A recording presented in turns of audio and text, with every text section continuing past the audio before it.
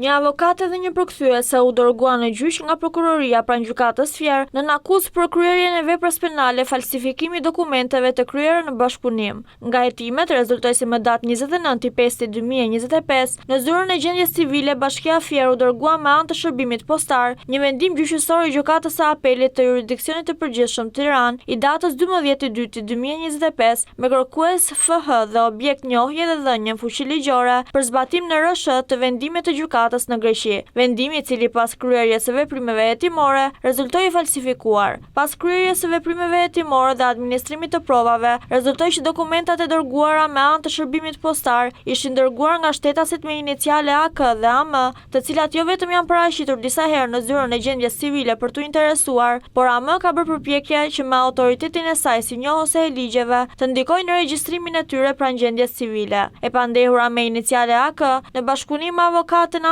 ka falsifikuar dhe përdorur të dy vendimet, si atë të gjykatës së apelit të jurisdiksionit të përgjithshëm Tiranë, ashtu dhe të gjykatës greke, në mënyrë që të realizojë shkruarëzimi e shtetasit me iniciale FH nëpërmjet një vendimi të falsifikuar të një gjykate të huaj, duke sajuar dhe njohjen e atij vendimi në gjykatën shqiptare me anë të vendimit të falsifikuar të gjykatës Tiranë, në mënyrë që më pas të lidhte martesën ligjore me shtetasin FH, me të cilën ishte dhe në një lidhje intime. Prokuroria pranë gjykatës së shkallës së parë të jurisdiksionit të përgjithshëm Fier mbetet e angazhuar për të garantuar veprimtarinë e rregullt të organeve të administratës publike, si dhe të personave privat në lidhje me hartimin, administrimin dhe lëshimin e dokumenteve, ku përfshihen si akte zyrtare ashtu dhe ato private.